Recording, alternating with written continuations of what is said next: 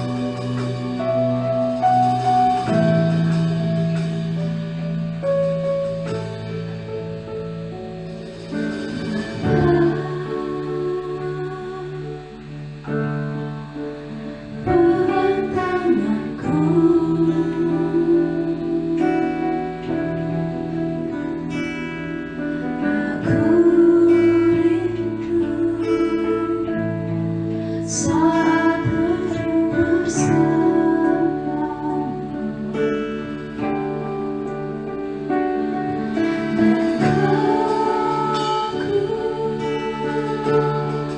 Dalam erat naunganmu,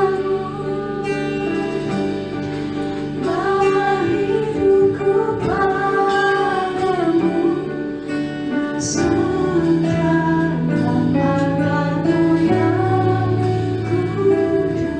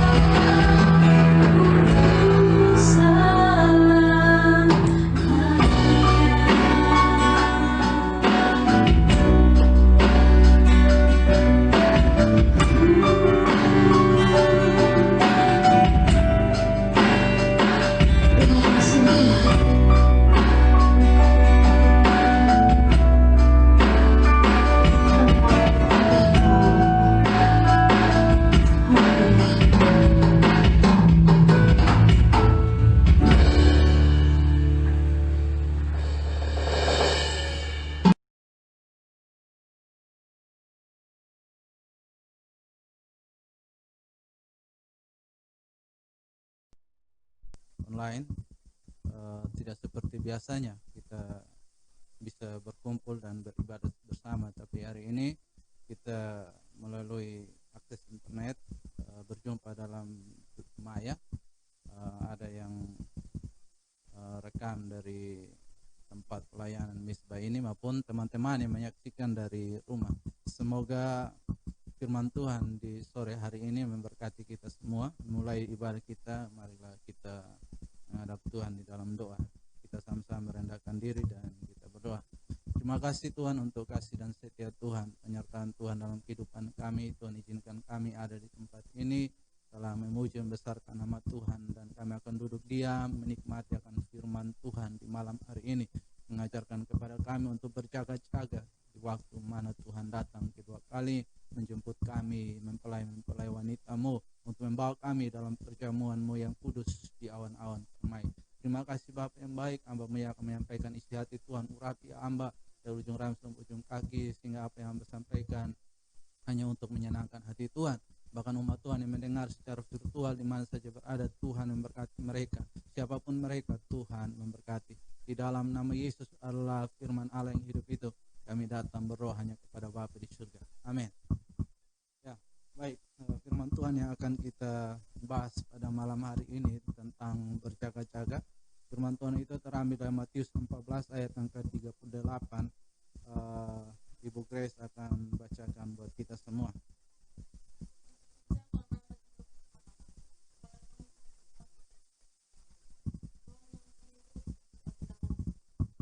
Terima kasih Ibu Grace yang telah membacakan firman Tuhan buat kita semua.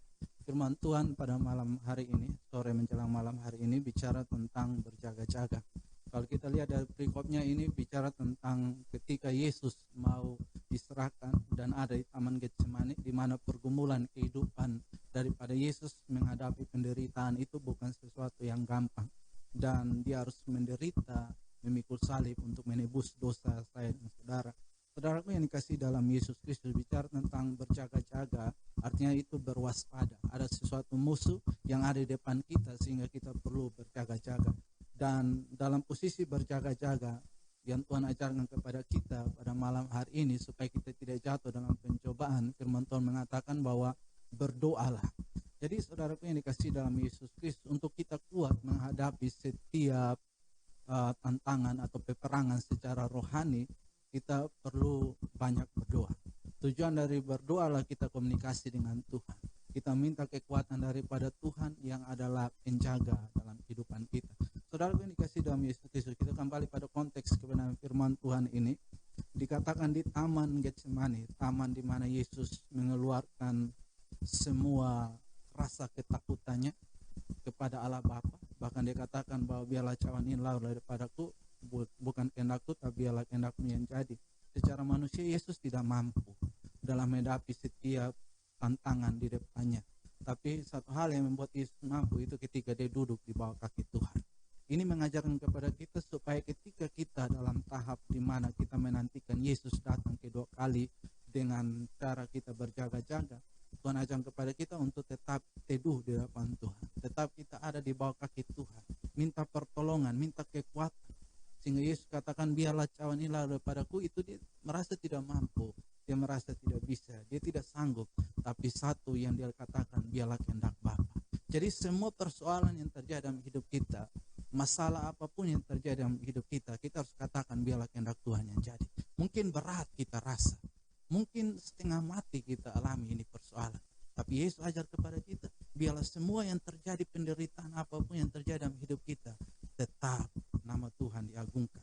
Saudara yang dikasih dalam Yesus Kristus, berapa kali Yesus datang dan melihat Petrus, Yakobus, dan Yohanes sementara tidur. Lalu dia katakan, kenapa engkau tidak bisa berjaga-jaga? Kakak Grace bisa baca di ayat yang ke-37 dari pemberitaan firman Tuhan yang ada.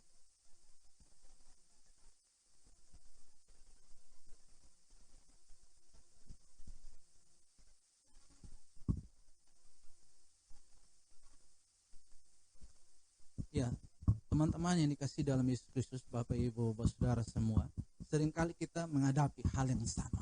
Ketika kita dalam kondisi saat teduh, ketika kita diminta untuk selalu baca firman Tuhan, seringkali kita seperti tidak ada waktu dengan Tuhan. Sampai Tuhan mengatakan, apakah engkau tidak punya waktu 1 jam saja untuk berjaga-jaga? Saudara yang dikasih dalam Yesus Kristus, Tuhan mengajar kepada kita semua supaya kita punya waktu khusus dengan Tuhan.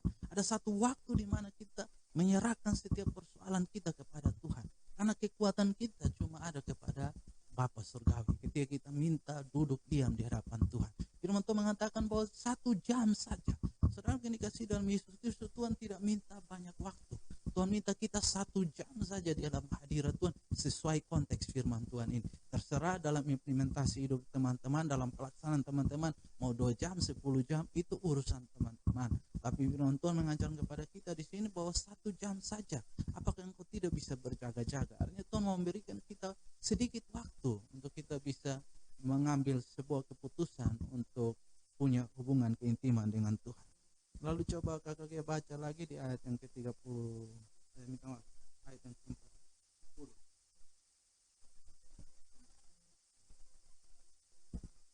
Ya, terus.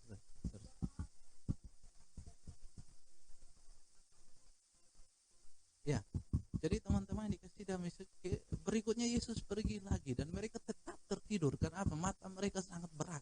Jadi teman-teman dikasih dalam Yesus, dalam masa kita berjaga-jaga untuk menantikan Yesus datang kedua kali, seringkali beban persoalan seringkali menghimpit kita. Kita merasa kita tidak mampu, membuat kita tidak bisa buka mata lagi, tidak bisa memandang kepada Yesus lagi.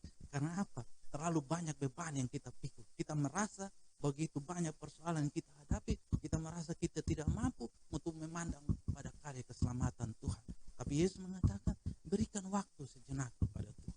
Saudaraku yang dikasih dalam Yesus Kristus, dalam pencobaan yang kita hadapi, seperti yang minggu lalu saya sampaikan, bahwa tidak akan melebihi kekuatan kita. Asalkan apa? Semua perkara itu kita taruh di hadapan Tuhan Yesus. Saudaraku yang dikasih dalam Yesus Kristus, bicara tentang salib yang dipikul oleh Yesus, itu adalah beban yang sudah kita taruh di pundak Yesus. Dan Yesus sudah pikul, dan Yesus sudah katakan selesai di atas kayu salib. Jadi saudaraku yang dikasih dalam Yesus Kristus, kalau Yesus mengatakan bahwa semua beban persoalan setelah selesai, apalagi yang kita khawatirkan?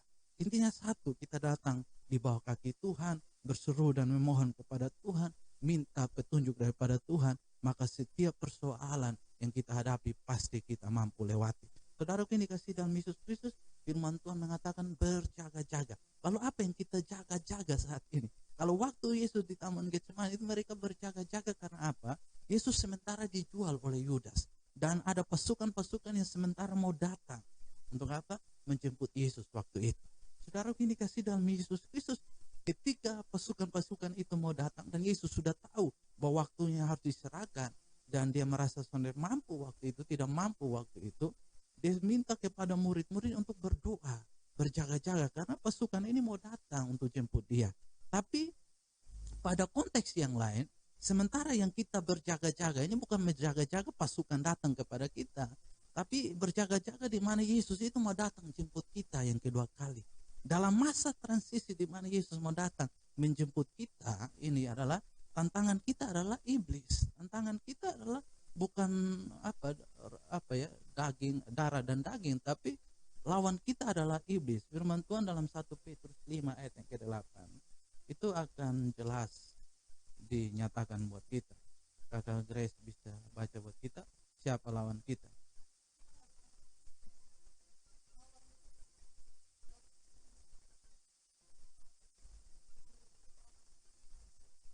Ya, ini satu kata penekanan yang keras buat kita.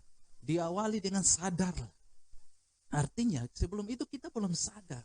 Yesus mengatakan sadarlah bahwa lawan kita adalah iblis. Teman-teman yang dikasih dalam Yesus, kita tidak sadar bahwa iblis sementara tipu kita dengan banyak hal.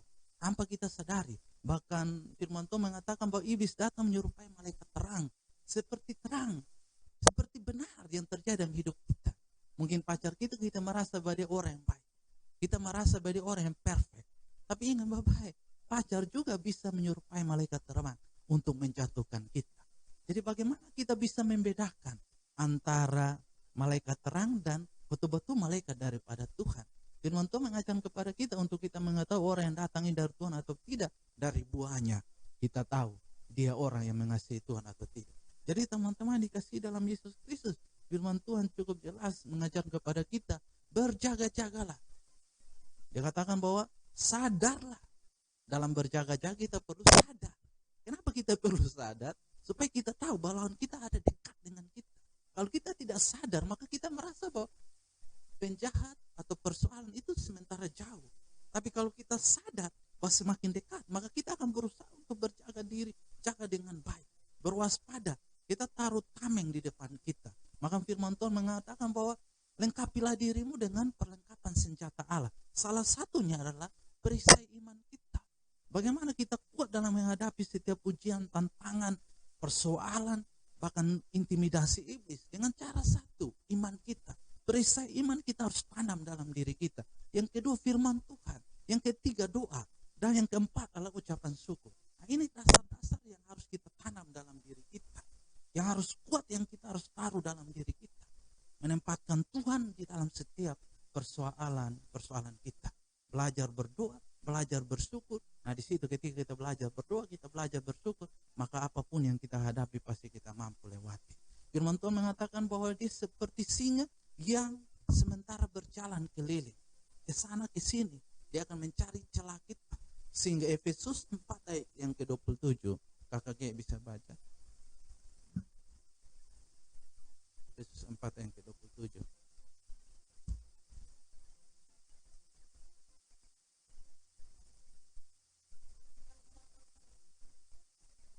Ya, ini cukup jelas Tuhan menyampaikan kepada kita supaya kita bisa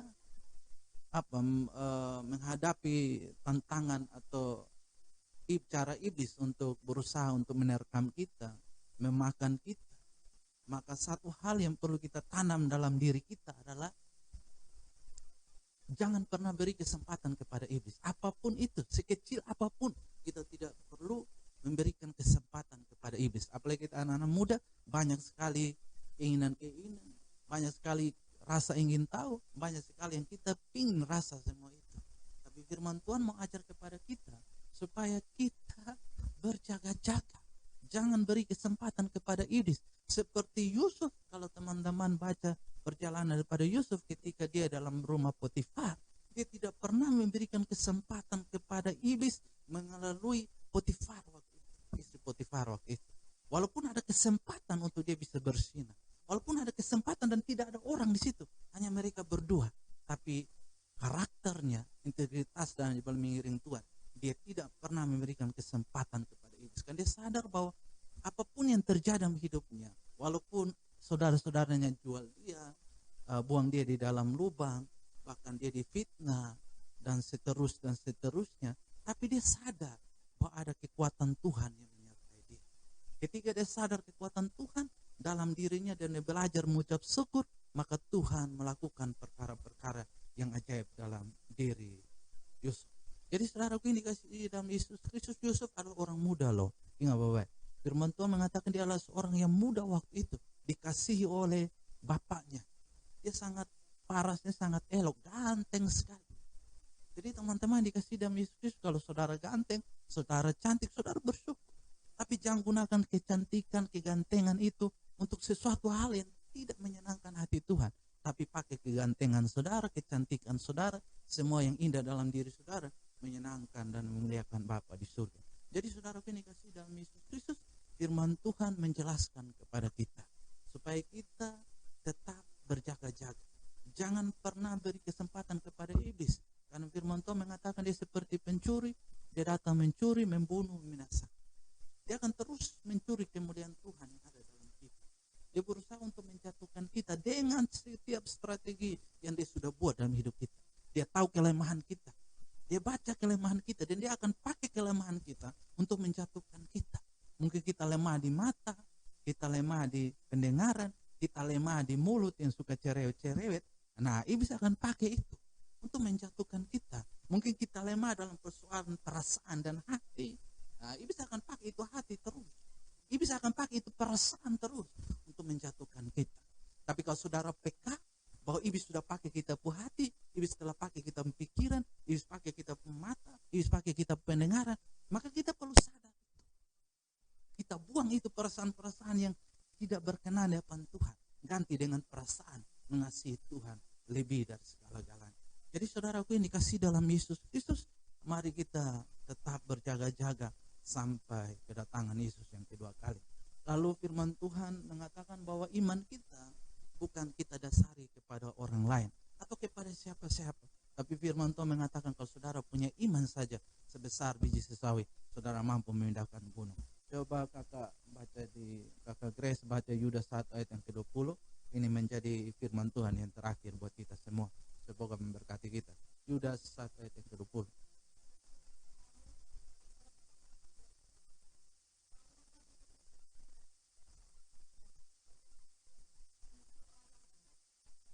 Iya, saudaraku ini kasih dalam Yesus Kristus dikatakanlah bangunlah dirimu. Bangunlah dirimu. Jadi teman-teman dikasih dalam Yesus Kristus dikatakan bangunlah dirimu dalam dasar imanmu yang paling suci. Artinya begini, bahwa Tuhan mau kita bangun iman kita pada dasar yang suci, yang tulus, yang sungguh-sungguh. Tidak ada kemunafikan di situ. Tidak ada omong kosong di situ. Harus suci, harus kudus, harus bersih ketika kita membangun iman kita. Tidak ada motivasi lain-lain. Ketika kita datang menyembah Tuhan, ketika kita datang ibadat, ketika datang persekutuan, tidak ada motivasi lain. Hubungan kita, iman kita, kita lagi bangun dengan suci, yang kudus, yang bersih, yang tanpa cacat dan tanpa kotor. Jadi artinya begini, Tuhan mau kita membangun iman kita. Motivasi kita dalam pelayanan, motivasi kita ketika kita datang ibadat, itu suci atau tidak? Atau ada motivasi lain di balik ibadat itu? Atau ada motivasi lain dalam pelayanan itu? Tapi Tuhan mau bangunlah iman kita sendiri di atas dasar yang suci.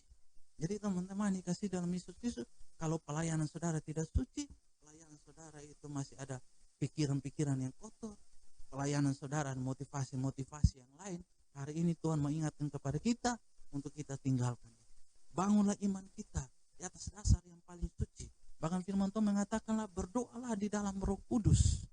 Jadi saudaraku ini kasih dalam ini masa-masa Roh Kudus, masa-masa kasih karunia di mana Tuhan memberikan kita Roh Kudus sebagai penolong kita. Bahkan firman Tuhan mengatakan kalau engkau tidak mampu berdoa, maka mintalah kepada Roh Kudus, dan Roh Kudus itu akan mengajar kita bagaimana kita berdoa. Jadi kalau kita tidak tahu berdoa, kita minta Roh Kudus, karena Roh Kudus diberikan kepada kita untuk menolong kita dalam segala hal, apapun itu. Ketika kita mampu, Roh Kudus ada. Ketika kita tidak, itu Roh Kudus ada. Jadi saudaraku ini kasih dalam Yesus Kristus, kalau kita tidak mengandalkan Roh Kudus dalam hidup kita, itu artinya kita mengandalkan daging kita, kemampuan kita, kekuatan kita. Sehingga Yeremia ayat 17 ayat yang ke-5, Yeremia 17 ayat yang ke-5.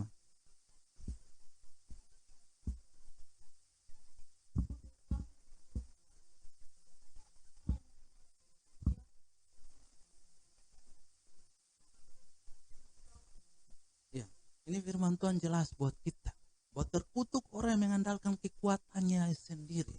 Jadi teman-teman dikasih dalam Yesus, kalau selama hidup saudara pakai pikiran saudara, kekuatan saudara, firman Tuhan mengatakan terkutuk.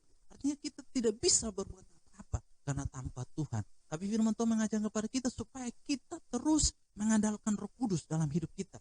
Pelayanan kita tunduk merendahkan diri, berdoa, minta urapan daripada Tuhan, supaya Tuhan yang bekerja dalam setiap pelayanan kita. Bukan kekuatan kita, bukan talenta kita, tapi kekuatan daripada Tuhan, kemampuan daripada Tuhan yang Tuhan berikan kepada kita.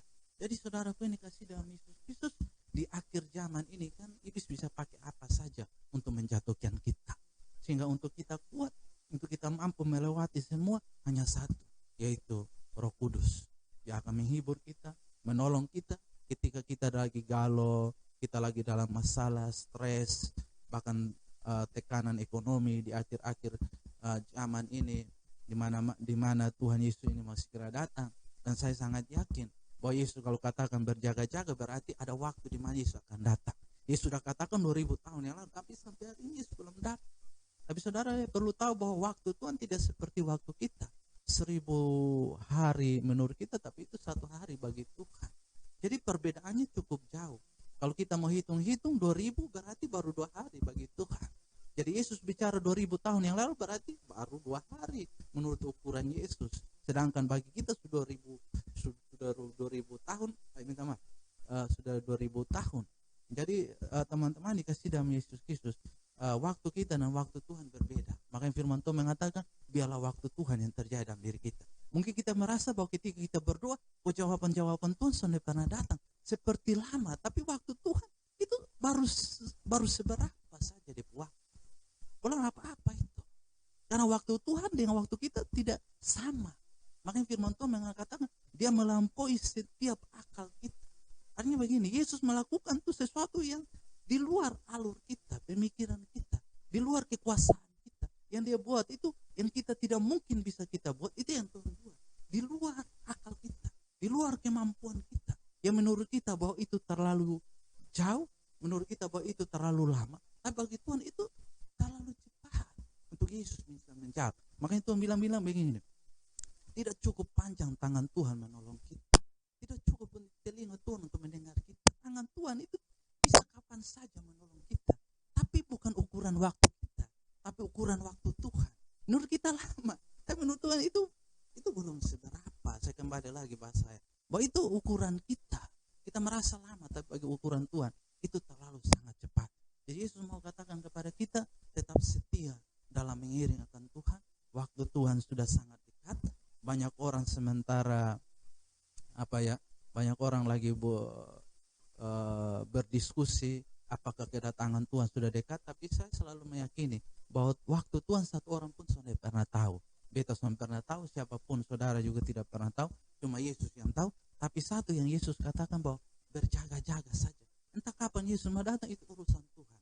Yang penting dia memberikan tanda-tanda kepada kita supaya kita tetap setia mengiring akan Tuhan, jangan pernah menolak Tuhan karena Yesus segera datang. Yesus berkati kita semua dengan firman Tuhan. Amin. Mengakhiri ibadat kita, pemberitaan firman Tuhan ini, mari kita tundukkan kepala kita depan Tuhan dan kita berdoa. Bapa, terima kasih untuk kasih setia Tuhan. Teman-teman hamba yang ada di rumah maupun yang ada di mezbah ini, dengan setiap persoalan mereka masing-masing, hamba taruh mereka, pergumulan mereka ke dalam tangan Tuhan. Hamba tidak tahu apa yang mereka butuhkan, tapi hamba sungguh yakin siapapun mereka yang sementara mendengar khotbah ini, di koskah, di jalankah, atau di mana saja mereka sementara beraktivitas, Tuhan tolong jamah hati mereka, jamah hidup mereka untuk mengerti akan firman Tuhan ini, tertanam menjadi dasar landasan dalam kehidupan mereka mengiring akan Tuhan. Siapapun mereka yang duduk di kos, di kamar, di mana saja mereka berada, persoalan apapun yang mereka hadapi, sakit, penyakit, apa saja penderitaan yang mereka alami dalam hidup mereka, hamba sungguh yakin Yesus yang sama, Yesus akan melepaskan setiap persoalan mereka masing-masing. Saudara yang dikasihi dalam Yesus Kristus, tundukkan kepalamu, angkat tanganmu di mana saja engkau berada, dalam setiap persoalan kehidupan teman-teman, dalam pergumulan apapun saat ini, tundukkan kepalamu, angkat tanganmu, berserah penuh kepada Tuhan, percaya, imani, yakin Yesus akan hadir, menjamah hidup saudara, akan menyentuh hidup saudara, dan dia akan menyelesaikan setiap persoalan-persoalan yang saudara hadapi. Dengan iman, yakini, dengan sungguh angkat tanganmu, dan percaya Yesus menjamah saudara. Hamba berdoa setiap tangan yang terangkat, siapapun dia, sementara duduk atau berdiri, aktivitas apapun, Tuhan memberkati dia dalam setiap pergumulan kehidupannya. Yang tidak pernah sama-sama di tempat ini, yang baru bergabung bersama-sama dengan kami, Tuhan juga jamah. Tuhan jawab setiap doa mereka, pergumulan mereka, apapun itu, Tuhan memberkati akan setiap kehidupan mereka. Terima kasih Bapak yang baik, hamba telah berhenti untuk menyampaikan isi hati Tuhan. Tapi hamba sungguh yakin percaya Yesus yang sama. Yesus akan memberkati hamba maupun teman-teman yang mendengarkan di rumah secara virtual. Terima kasih Bapak yang baik, di dalam nama Yesus, firman Allah yang hidup itu, kami datang berdoa mengucap syukur untuk kasih dan setia Tuhan. Dalam nama Yesus kami berdoa. Amin.